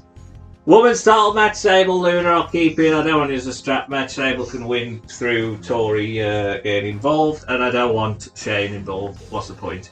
Match number 5, because the Road Dogg Bossman match ain't very long, I've got to have another match on there, and there ain't really a feud apart from DXB Corporation, so it's Triple H v Test. Yeah, I'm sorry, but it's happening. Who gets definitely November? It's only going to be like 6 minutes, and Triple H will win. The WWF title I'm having as a last man standing match between Rock and Mankind, because I must caveat that before this I would have had a corporate. I would have had Vince say to Mankind that and the Undertaker. Because the Undertaker would have been pissed off that he's had to fight for a Rumble spot that he should already have. So Mankind and Taker would have to fight the Corporation on Raw. Yep. If they win, if Taker and Mankind win and they can get along, because they can't get along, can they? Can they get along? If they can get along enough to win, then Mankind can choose to stick at Royal Rumble for the title match against The Rock. He's still got to defend the belt, and Taker can get in the Rumble. Yep. So obviously they win. But Taker's going to be number 2. But Mankind would retain the title Okay. from The Rock. He Yep. would not lose it. The Royal Rumble would be Austin's number 1, Taker's number 2. Yep. So they're going to get to like 25 or whatever, and then the corporation people are going to come in. I would have number 28 would be Shane. Taker would be sort of over the other side trying to eliminate Shamrock or something, and Shane would knock into Taker and eliminate him. Yep. And then Taker would pull Shane out and chokeslam him through the table. Then he'd get back in the ring, Taker. That would be Austin left in the ring, and he'd chokeslam Austin. Number 29 would be Big Boss Man. Big He's ball. a big boss man, a big bastard man. He would come out, be all cocky, he's going to eliminate Austin, he's going to pick up Austin, he's going to go throw him out, he's going to swerve and throw up Boss Man out. Then Shane's going to be like celebrating that he's thinking that Boss Man's going to throw him out because he's got up from the chokeslam. So then when Austin throws him out, he's going to turn around and see Shane. Shane's going to shit himself, run around the ring, blah, blah, blah, get him stunner out. So there's one man left. So Vince starts coming out, all oiled up, because he's been oiled up. He's going to get to the edge of the ring as if he's number 30, but the actual number 30 is going to come in from behind, who is The Rock. So The Rock's going to come in, eliminate Austin, collect the bounty, win the Royal Rumble, and he's going to go on to WrestleMania to fight Mankind for the belt. What I would have is probably have Rock win it before, then I'd have, because they have half-time eat there, so I would want the title change on there as well for Mankind. So I'd probably have him win it on Raw, then lose it on half-time eat, then win it back on Raw. St. Valentine's Day. Then I would have, at Mania, I would either do two things. I would either have Rock versus Mankind for the belt, because I think Mankind deserves to be in the main event for what he's done, and Austin versus Vince. Just don't listen to Shaw. Yeah, which is the match, and it would have to be main event, which would be weird. Yeah. Or you'd have a triple threat of Austin, Mankind, and Rock. And I would have, because Shane eliminated Taker, Big Show comes in to protect Shane, and then Taker versus Big Show at WrestleMania. And that would be lead to rebooking. the storyline. Kurgan would be in the Rumble as well. Oh, thank Would you. Taker knock out Kurgan Yeah, go on then. to build up Big their man heat match? to build up the match. So, mine, I hate the idea of double duty, I really do, so I'm getting rid of double duty completely. Match 1 is Goldust versus Al Snow, just to play off onto that feud, and I'm going to put over Goldust, because why not? Match 2 is Dan Severn versus Steve Blackman, because they're having a feud. I'm going to put over Steve Blackman. They're fighting. Why not? Match 3 has to be Sable versus Luna. I hate it, but it has to be on the card. I think I wouldn't do the angle before the match because she can't sell for shit. And I mean, if I'm being completely and brutally honest, I would have Luna win clean, but obviously there's no chance that would happen. So Sable No chance in hell. Match 4, I would have less brutality, but Rock versus Mankind for the title, and I would have Rock win. I don't mind the use of the promo from earlier on. I think that's sensible. I do like the fact that they played that up because Mankind never said quit in the build, and then he suddenly slipped up, and then so they did it. IQUIT, that was the whole I thing. think I would be a little. But then they tried it in 2011, we see that. Yeah, I think I would be a little more obvious than they was as well, just so that the crowd could clearly. Because I don't think the crowd felt like he'd been cheated. Yeah. I think they just thought, oh, he's quit because he's just been battered. So I think I would make sure it was clear that there was no way that was him saying it really, and it was that. So you don't have to explain it to him. Have him face up. So you can see Yeah. And then the main event is these are War Games, won by Gilbert. No, it's Royal Rumble. Realistically, the only changes I'd make. Firstly, Vince and Austin are number 1 and number 2. I don't mind that too much. I'd have Gilbert as number 3 because I would have Vince getting kicked, destroyed, and then someone's got to help. And he's pissing on WCW. Yeah, someone's got to help Gilbert. Vince as Gilbert, and he just gets eliminated. I would also have the Farouk, Bradshaw, and Midian replace Severin, Dan Severn, Steve Blackman, and You do the Japanese way of saying his name of last name and then first. And Goldust and or Al. Just so I've got those three in the ring when Mabel comes in, who cleans them out. So there's a legitimate reason for Taker to want to take him out. So then that's the reason they go out.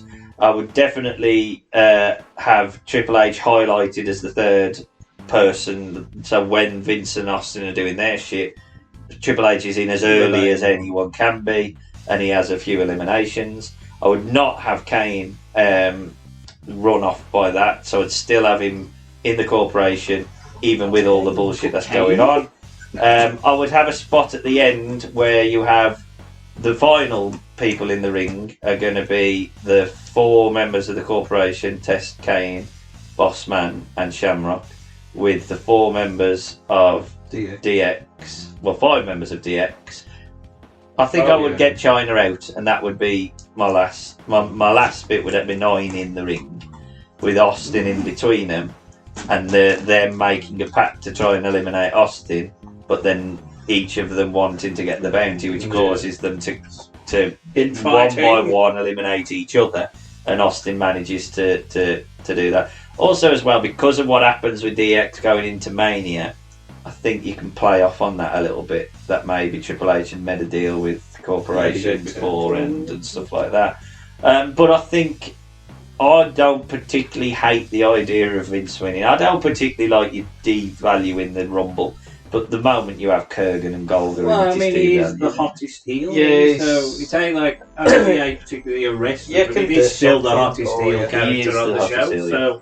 So I think I'd still do that, and then I would retcon it. And I think, like you, I think I would be more inclined to do a triple threat at Mania 15 than not, because I think Mankind. I think he deserves it. For the way it's done, I think Mankind deserves it. Yeah, I definitely agree. Instead of fighting for a ref. That's what I mean. It just seemed a bit weird. Yeah, it was a bit bollocks. That is shit for a big show. Again, watching wrestling bios really with the war, because they am around this point, and it's like, fucking hell, a lot of this don't make bloody sense. Sam? Right. Strap yourselves in, this is going to be shit. So, I don't mind the double duty. Ben, you might be eating those words when on my birthday we might be reviewing Rumble 95. But anyway, I would start with the number 1 contenders for the tag, which would be Owen and Jeff v D'Lo and Mark Henry, which I think might have happened on a Raw anyway. To get it, but do it here, you know. And Owen and Jeff would win. So fair enough. Women's title match, I'd make it a triple threat with Sable, Luna and Jacqueline wins it. And then you can have yes, I'm trying to keep the story. My book. Look, Robert Gibson and Ricky Morton them together. No, It's not a think I did that. The IC title match, I went back to my Dan Severn booking because I'm pretty sure, because this is sort of his end of it. He's the IC champ, and he said if he loses, he's gone. And he turns on Jim Cornette, so he loses the title to Shamrock, because I think that's where I was building. So that's the IC title match. Again, if Shamrock wants to be heel, whatever, but you know, Shamrock, Severn, do it on a big play it off. And the WWF title match, and he'll call it the IC title match. Rock v Mankind, I quit. I don't mind it to a degree, you know, he clearly didn't say it, but you know, you can play up on it and lead into something. But Rock wins. Now the Rumble, which has changed a little bit since. So number 1 and number 2 is Austin and Vince, because you can do the thing of Vince trying to get away from it, and you know, Sean, you've got to have a face authority figure, so Sean's made him number 2 and he can't get away from it. So Vince in the background is kind of manipulating the orders to get people to help him eliminate Austin. So number 3 and number 4 are Golger and Kurgan. Big men. Okay, you can eliminate Austin. Vince can then slip out a bit. Austin then eliminates Golger and Kurgan in that order. The next one in is Christian. Where was Christian? Where was Christian? Still look confusing. Think what? Was it light heavyweight still at this point, or was it got Gilbert? I don't know. Christian's in it. Then next one is Steve Blackman. Then Mosh. Gotta have Mosh. Mosh is eliminated. So basically, you got to fill it out. You don't have Austin and Vince disappear because obviously you can have Vince on commentary. Austin keep going for him and people in there to stop. Yeah. Number 8 is Edge. Number 9, Goldust. Number 10, Gangrel. What number am I? Blackman then gets eliminated. Number 4. Number 11 is Gilbert, who's then immediately eliminated by Austin because you can take the piss out of WCW with that. Number 12 is Al Snow. What number am I on? Eliminated. Christian then gets eliminated, then Edge, then Gangrel. So you can have them, the Brood. Brood go out together. Number 13 is Road Dogg. Number 14 is Midian. Nice. You gotta have the ministry in it because obviously you've got the Taker storyline, so we can say, okay, I'm bringing my people into it. Number 15 is Shamrock. 16 Billy Gunn. 17 Val Venus. Where did I get to with eliminations? Next one eliminated is Al Snow. Who's the 10th one eliminated? Oh, I know, it's the next one. Number 18, Mabel. And then 19 and 20 is Bradshaw and Farouk. Yeah. They eliminate Mabel, but then Midian, Bradshaw and Farouk go out. Yeah. Because clearly there's something with Taker. Yeah. So they all eliminate each other. The Goldust goes out number 14 because I forgot I'd still had him in the ring, so he goes out. Because of Martel. He's out. Number 21, Test. 22, Jeff Jarrett. What number am I on now? Where's number 15? Oh, Val Venus, he goes out next. 23, D'Lo. 24, X-Pac. I'll just go through the entrance and then go through the eliminations. So 24, X-Pac. 25, Kane. I initially put Shane, but it's Kane. Who comes out with Shane with him. Yeah. More on that Shane later. and Kane. Yeah. See, 2003. 26, Mark Henry. 27, Owen Hart. 28, Triple H. 29, Bossman. Number 30, Undertaker. No China. No China. Fuck the China. Where did I get to elimination wise? Help me out here. 15, Val Venus out. No, 16th one out is Test, because why not? 17th one out is, again, Road Dogg. 18th one, Jeff Jarrett. A lot of these and, just whatever. 19th is D'Lo, because obviously you got D'Lo and Jeff Jarrett, Owen, Mark Henry, you can carry on with that. 20th one out is Kane, who gets eliminated by X-Pac. So Shane then forces him to go back in, eliminate X-Pac. He don't want to do it, but he's got to go in. So that's 20 and 21. 22 is Billy Gunn, because again, I forgot he was there. 23, Mark Henry. 24, Bossman. Then 25 is Taker. Taker eliminates himself and people are confused because he wants to get to Vince, but I'm going to go with the person who's protecting you the most. Bossman, because obviously that's building up the Mania match. Yeah. Do something for fuck's sake. Number 26 is Owen Hart. 27 is Shamrock. 28, Triple H. And then you got Austin and Vince. You can still do the thing with Rock coming out, he gets eliminated, Vince wins, hooray, whatever. But you can try and build in a few stories with it. And, I mean, you got Taker. I mean, you can at least do something with him. Because he's feuding with Vince as well, but have him not go after Vince, have him like mess with his head, and you can do some stuff with this. Yeah, earn your pay. No, he knows about my daughter. Yeah, but if you feel that you could have rebooked Royal Rumble 1999 and done it differently or better, let us know on our website, which is bettercallcreative.org, our Facebook page, which is facebook.com/BCCpod, or our Twitter, which is @BCCpod. We round out the episode, as we always do, with a fantasy card. And as 1999 was one of the hottest periods of wrestling's history, we thought, what could make the star power in Royal Rumble 1999 a lot deeper? So we combined all rosters anyone wrestling in 1999 for any I federation. have just done an order. I've not done elimination. In a Royal Rumble. Well, ironically, I have done eliminations and Oh. stuff for this one and not done just an order. So we'll start with you then, Sam. So if you go through your order and let us know who's winning. Okay. So number 1, Sex Pack. Sex Pack. I tried to keep it to people who actually did a lot during 99, and then I'll get up and just put people who was on the roster. It's up to you anyway, it's fantasy. Yes. So X-Pac and Jarrett, 1 and 2, because Jarrett goes to WCW. Does, yeah. Does he win the belt, boy? I don't think he wins I it. don't think Number 3, Chris Jericho. Yeah. Number 4, Sabu. Yep. Number 5, Eddie Guerrero. Number 6, Goldberg. Number 7, The Rock.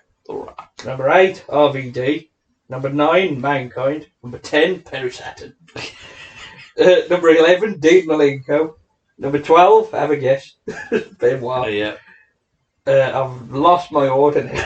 Well, 13, Booker T. Andy Louis. I don't know, I'm just looking at it. I ain't up numbers. 14, Scott Steiner. Yeah. 15, Kevin Nash. Yeah. 16, where's my title shot? Bulldog. You know. Next one, Flair. Then Kane. Then Taz. Then Big Show. Then Hogan. Then Austin. Then Sid. Then the world's most valuable bastard, Big Boss Man. It was initially Jimmy King. And then Vince. Jimmy King. He's ready to rumble. Was done in 1991.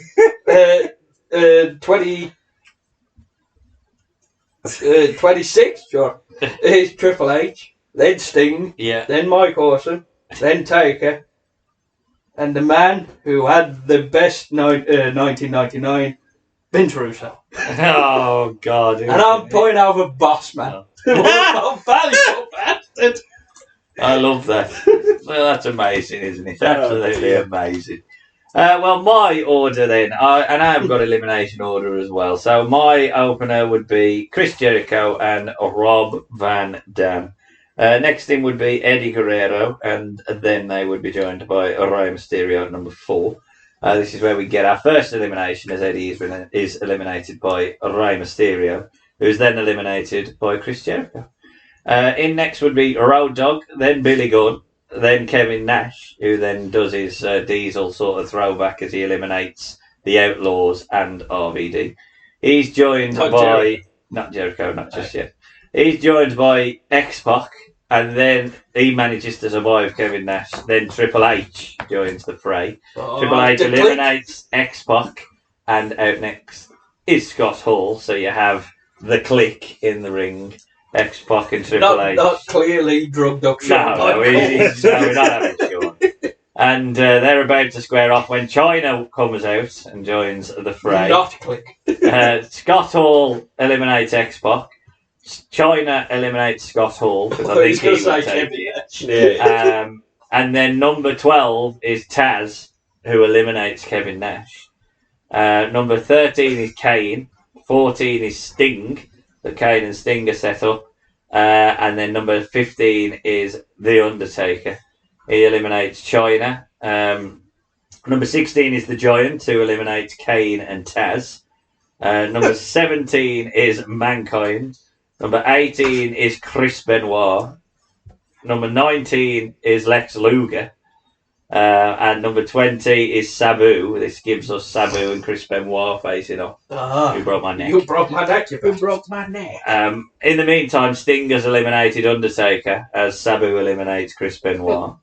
Number 21 is Owen Hart. Number 22 is Steve Austin, who cleans the field a little bit, getting rid of Sabu, Lex Luger, and the Giant.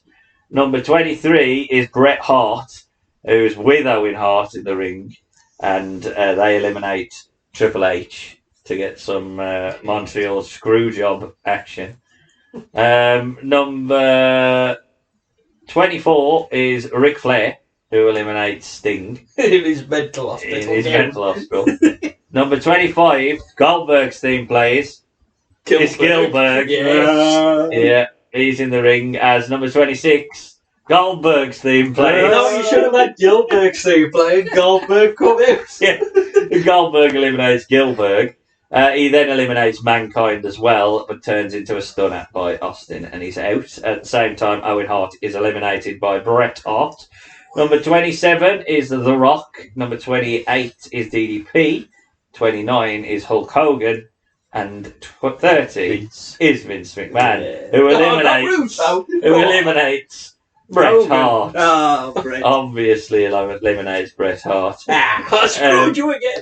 We're down to the final few now then. So Rock eliminates DDP, Stone Cold eliminates Vince, and Hogan eliminates... So we're down to the final four, which is Stone Cold and The Rock, with Ric Flair and Hulk. When did Jericho go? Hogan. Jericho was eliminated by Triple H when they had the big face-off thing. Oh, okay. And you would quickly have Hogan and Flair's union break up, as with Rock and Austin, and Flair and Rock are eliminated by Hogan and Stone Cold. And then the final would be Stone Cold throwing out one Hollywood Hulk. Oh, that doesn't work for me. And Stone Cold wins the Royal Rumble. Jack. Well, I've just done a Rumble of 30 Well, in elimination. I had done elimination. Yeah, I'll tell you what I've done. I've done the top 30 PWI wrestlers of 1999. Oh, nice. How about that? That's good. And I I'll like do that. it in You order. fucking mock. Number 30 will be number 1. Yeah, And we'll number give it to- 1 Oh, will be number okay. 30. So, I like it. number 1, who's technically number 30, 30, yeah. is X-Pac. X-Pac. And number 2 is He was Chris number 30. Jericho. Hey, Number Star Boy. 3 in the Royal Rumble is Koji Kanemoto. Who? Yeah. Number 4 is Big. Bam Bam Bigelow. That Oh, bad man. was that on you? Yeah. Number 5 Hell. is Triple H. Number 6. One place above Bigelow. Well, number 6 is Val Venus. One place above Val This is the one 24th. running WWE. Yeah, we Number- can see money in him. Number 7 is Kenta Hello, Kobashi. punk. That's what he said. Number 7, Kenta Kobashi. Number 8 is Ken Shamrock. Yeah. Number 9 is El Hijo del Santo. Yeah. Number 10 is Dean Malenko. Number 11, Chris Benoit. Number 12, Mankind. Number 13, Vader. Number 14, he was in All Japan. Oh, he was in Japan. I was he had the thinking that, Korean yeah, Renaissance at this point. Mm. Number 14 is Scott Steiner. And number 15 is Dr. Wagner Jr. Number 16, Jushin Thunder Liger. 17 is Kevin Nash. 18 is Kane. Oh, can Liger jump into Kevin Nash's Yes. arm? I remember you. You got younger. Number 19 is The Sting. credits roll. Number 19 is Sting, and number 20 is Toshiaka Kawada. So we're in the top 10 now. Number 21 is Taz. Daz. Number 22 is Goldberg. Number 23 is The Undertaker. Number 24 is Kijimuto. Maybe. Number 25 is DDP. Yeah. So it's top Top 5. five now. Number 26 is The Rock. Yeah. Number 27 is Rey Mysterio. Okay, top 5. Top There's 3. only then. one WWF left. Well, that's and no Austin. WCW. Because Oh, Misawa. number 28 is Mitsuharu Misawa. Yeah. I thought Number you'd be- 29 Joe Baba. ECW RVD. Awesome. is Rob Van Dam. Oh, okay. And number 30 is Vince. Goldberg. Stone Cold, who shall win it because Yeah. it is his year. Now Hogan, he was like 34. Now No, I- Flair, Michael Hayes was 247. How did I had a look.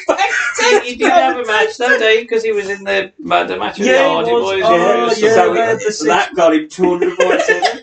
I think he was one. I think he What was a- one above. I can't remember, but I think he was just above Moss. I can't believe it. He was playing. I love the lower ones because you just think, how can you rank? Who was the?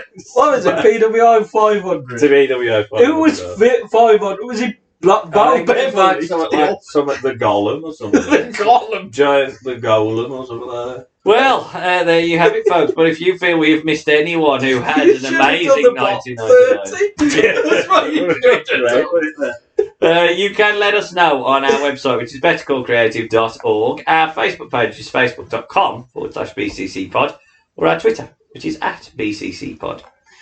We have now completed the month of January, so that can only mean one thing. We now go on to the month of February. And we will be beginning the month of February by checking out 1995 WCW Super Brawl number 5, which features Hulk Hogan versus the man they call Vader in a strap match that they can only hope lives up to the strap match quality that we got from Luna and Sable.